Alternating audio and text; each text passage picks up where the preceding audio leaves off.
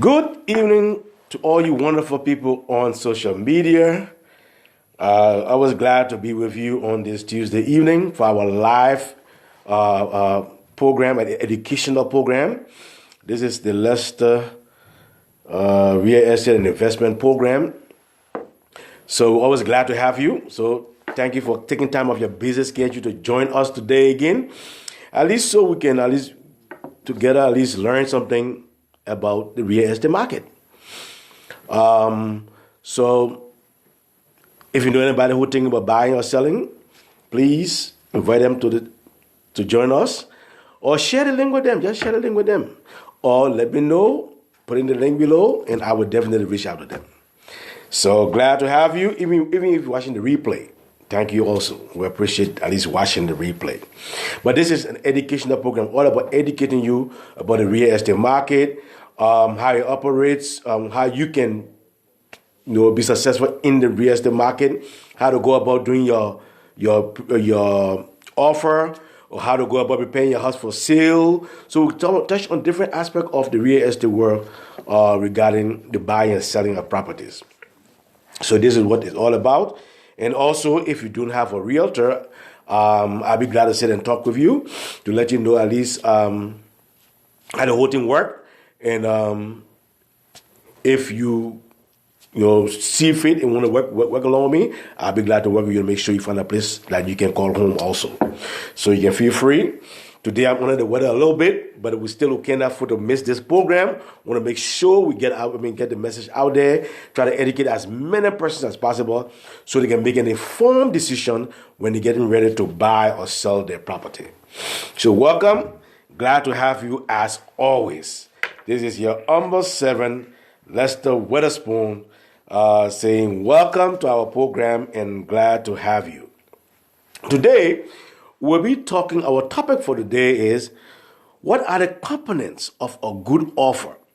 Because you see, right now we are in a seller's market. We're in a seller's market right now, and you want to know what to do, how to put your offer in the right order so you can make sure you have a winning offer. So what makes a good offer? Now, as I said earlier in some of the previous programs, I told you that as a buyer, it's always good to know what market you are in. It's always good to know whether it's a seller's market or whether it's a buyer's market. Last program, I talked about what a seller's market is and how it operates, and what a buyer's market is and how it operates. So go back, watch the previous recording. You will see I explain exactly what a seller's market look like and how it operates and what a buyer's market look like. So you can check that out. But it's good to know which market you are in. It's very important because each market has its own dynamics. Each market has its own dynamics. And then based on that, you can know how to go about preparing your offer, how to go about presenting your offer, and all that good stuff. So right now, we're in a seller's market. In a seller's market, I mean the sellers are in control. It also means that there is a shortage of inventory on the market. Inventory means there are a shortage of properties on the market for sale. That's what it means. So when it's a seller's market, it's a shortage of properties on the market for sale, and you have a lot of buyers running after few properties. Then the sellers are now in control and become a seller's market. But then, a seller's, like I was talking to one of my colleagues a few minutes ago, and she was telling me she listed the property, I think 3 days ago, she have a listing. She listed it I think the 4th day. And so far, she got 14 offers. 14 offers on one property. She reviewed it today so they can take it to the seller so they can make a decision and move forward. Because she said it just keep coming. It can't stop, Lester. And which is true. When you have a very good property, you ready to prepare your house, put it on the market for sale. You get a lot in a seller market. You get a lot of good offers above asking price at that rate. Yes, you get it. But if you don't prepare your house, you just leave it and put it in the market. So now you stay from spring straight to fall, and nobody will buy. So you got to prepare your property to put on the market for sale. Yeah. So now we're talking about what constitutes a good offer in a seller's market. Now, the first thing you want to do is that you got to make sure the price that you are offering, the price. Now, in a seller's market, you cannot negotiate price. I'm telling you right now, don't even think about negotiating price in seller's market, because they will just take your offer and put it straight in the trash. I mean, it's going straight, they're shredding it. In the garbage, you're going. They will not negotiate during a seller's market. During a seller's market, you want to give your highest and best offer. And 9 out of 10 times, it means above asking price, above the sales price. That's what it means. So you got to first look at the price. Now, if you want to go, if you want to make above asking price, you got to make sure first you're in a position to be able to make that asking price. Are you able? I mean, can your own resources allow you to do that? You know, so you got to make sure you have done your homework. Make sure that you. So right now, you know, and again, the interest rate is going up. So things getting a little stiff right now. Because when the interest rate go up, then that it can become more difficult regarding offer that you make, because that means your mortgage will start increasing. That means you will have to put more money down. Yep. Because I had a client recently, we've been looking for a place, and when the market we're looking for the past 2-3 months, more self. And before we saw some prices that we're seeing now, and he will, according to the lender, he could have put certain amount down were far less. But lately, because the interest rate going up to 5%, according to him, I mean, he had to go to 5% to make sure he get fit for this particular property. He got to put way more down than what he was previously putting down when it was 3%. You see? So that was the guy was telling us. Say right now, given his situation, we have to go up a little, we got to step it up, and so that means we got to put more money down. And he was like, oh no, he was not a happy camper about that. So we're still on the drawing board, trying to negotiate to see why he had to carry it up and look at all the pros and cons and what they have. But the price is very important during a seller's market. You got to make sure you offering a price that will be attractive for the seller to be able to consider your offer. You got to do that. Make sure that it's attractive enough for the seller to consider that offer. Because people coming to that 10,000 above, 15,000, 20,000 above, and they're not looking at people who giving the sales price or below sales price. They're looking for the highest and best they can get. Yeah. So, and then the second thing you want to look at is the kind of loan you're getting in the seller's market. Because when in a seller market, most sellers prefer the conventional loan.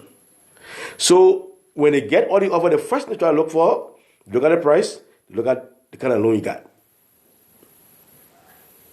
So if you got conventional loan, then they put it on top, put it on one side, yeah. If you have FHA, they put it on the side. And they try to compare and see how best they can go. But of course, they want to go with conventional loan because that is easier to deal with, and then there's less strings attached to that loan compared to the FHA loan, which is a government loan. And so most sellers tend to lean towards conventional loan than FHA loan. They will take FHA loan when they don't have no conventional. They will take everything. FHA loan is a good loan, yeah, but just when they don't have no choice, they have to just go for the FHA loan. Yeah, definitely. But from my own experience, I see sellers gravitating more towards conventional loan first before FHA loan. From my own experience all the years. And I've been in the business for the past, 16 years, 16, 17 years? Yeah. And that's, from my experience, that's what's been happening. Yeah. So you got to make sure now. So in order to be qualified to get a conventional loan, all loans are good, but you got each one got their own category. And I also talk about that in a previous program. So you got to meet certain categories to fit certain loan. You see, like the VA loan. Not anybody can get a VA loan. The veteran loan, that's the veteran loan. Not anybody. You have to be a veteran in order to get a veteran loan. Definitely.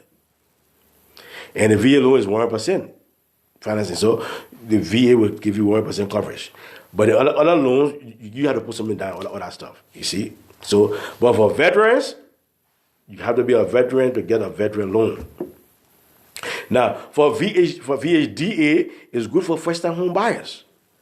But it have its own restrictions, they have its own things you have to meet, criteria you have to meet in order to get it. But for first-time home buyer, VHDA be a good route to go because it helps you with your own down payment and closing costs and all that. So it'll be a fairly good route to go if you're a first-time home buyer when it comes to getting a loan. But again, some people go with conventional if you qualify for conventional. Some people go with FHA because you have 3% to put down or so it's less to put down. So they find themselves going that route.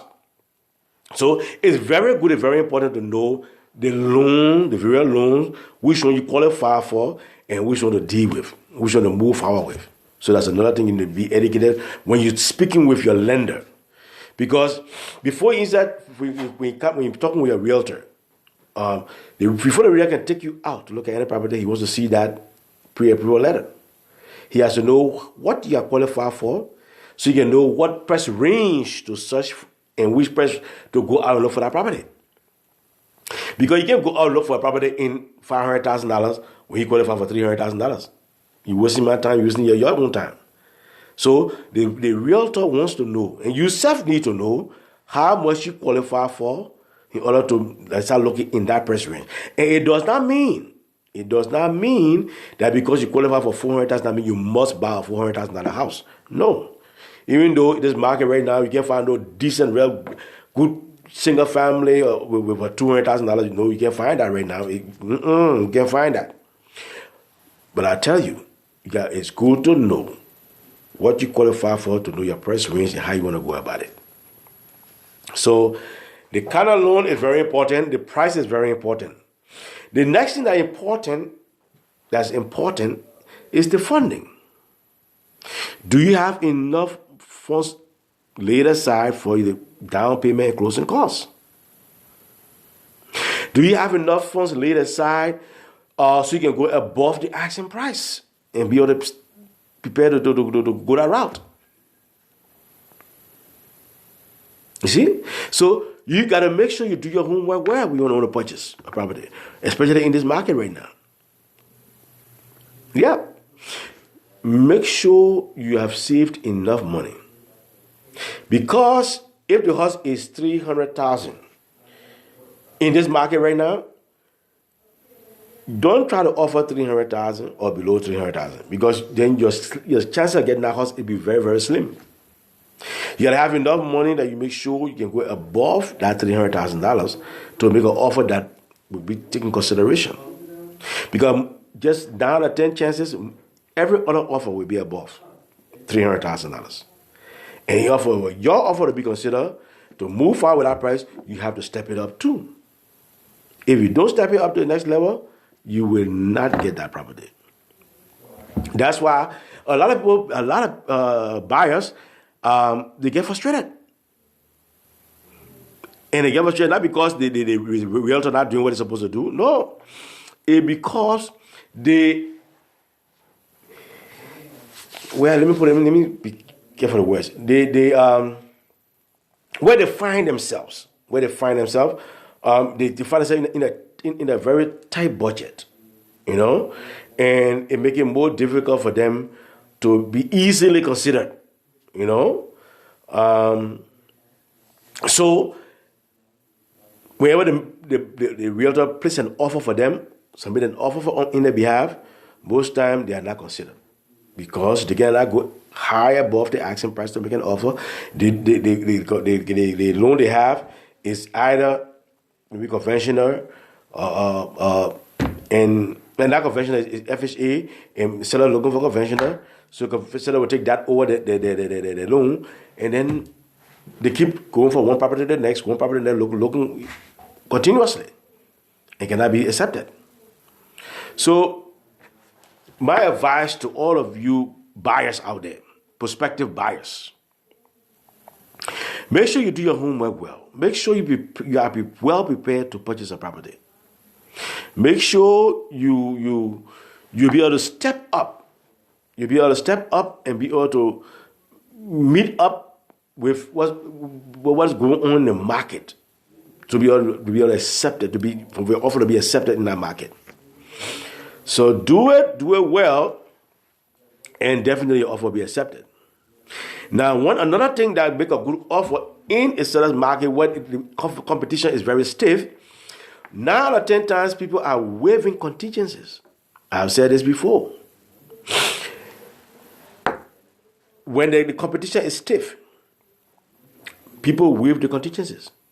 And the key contingencies are the home inspection contingency and the appraisal contingency.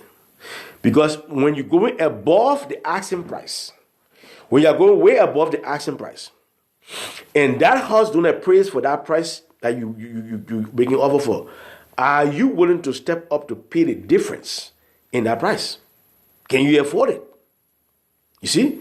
So if you're going above the asking price, you got to make sure you are prepared enough to be able to waive that appraisal contingency.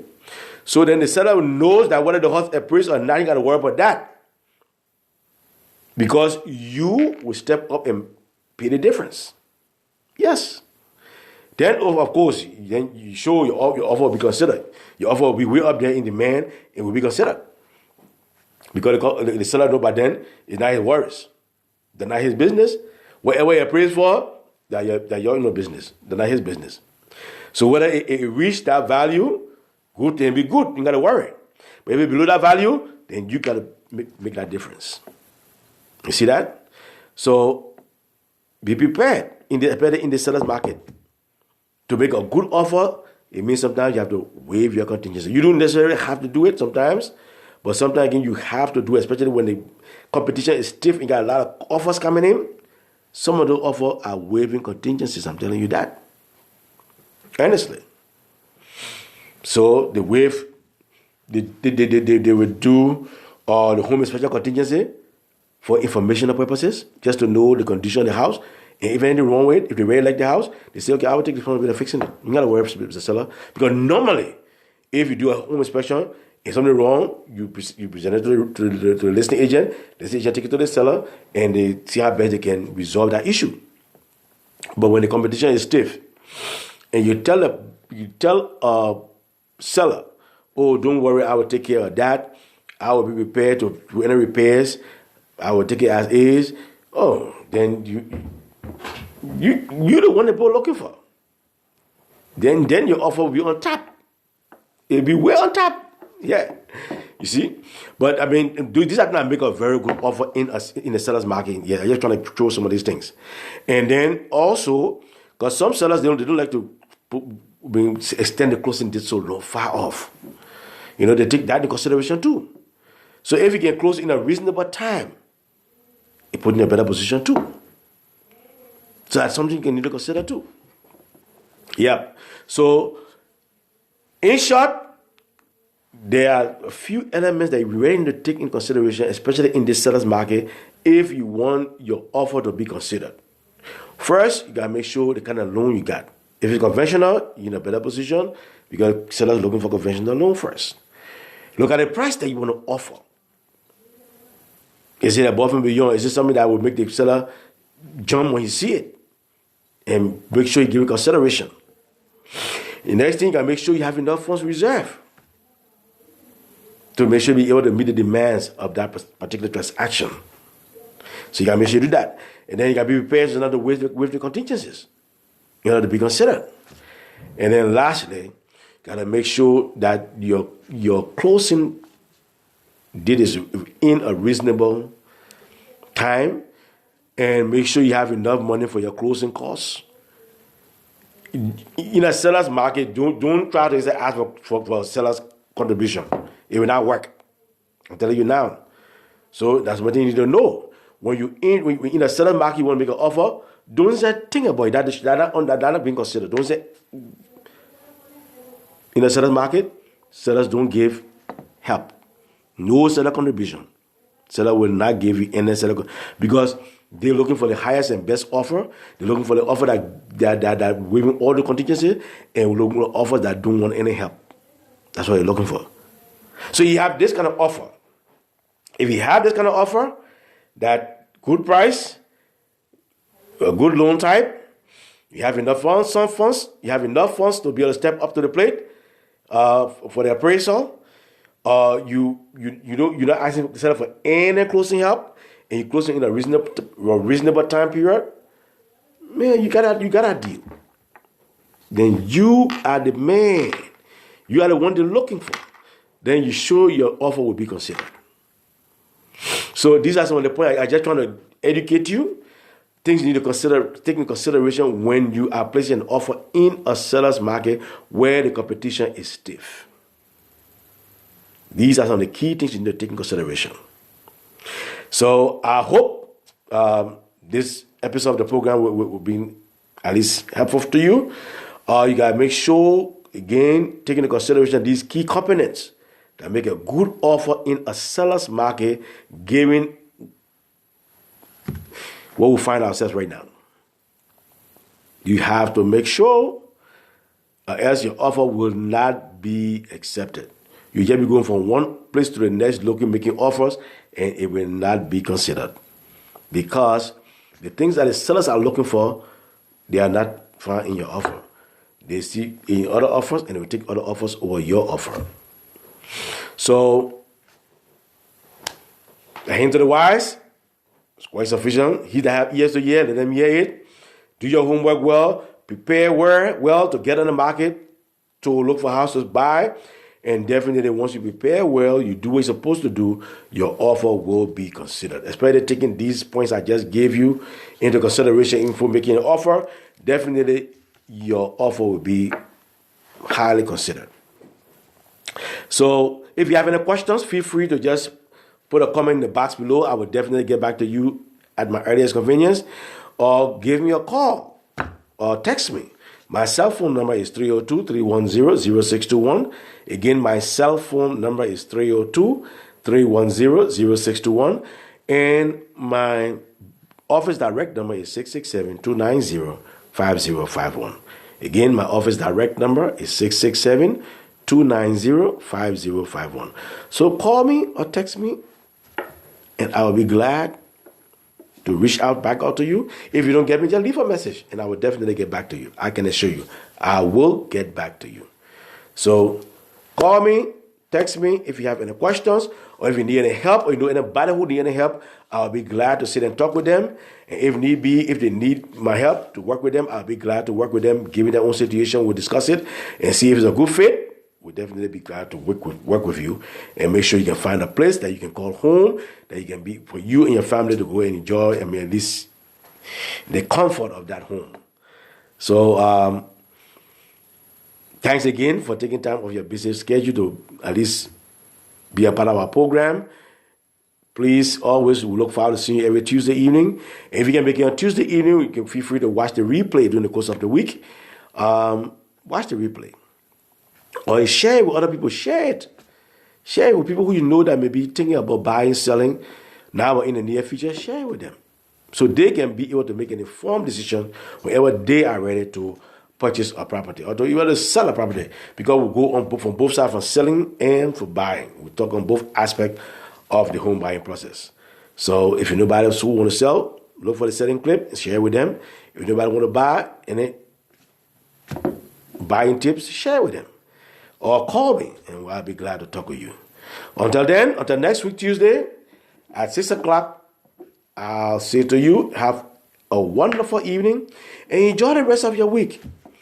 Even though it's springtime, it's still chilly, and I'm here calling for rain the rest of the week, but make best. This is the day the Lord have made. Let us rejoice and be glad in it. Make the best use of it. So, wish you the best, and I look forward to seeing you again next Tuesday or watching the clip whenever you have time. Bye for now. Enjoy the week. And it's your Umber 7 Lester Witherspoon saying bye for now. This is your realtor and investor. Take care and have a good time. Huh? Call me. I look forward to hearing from you.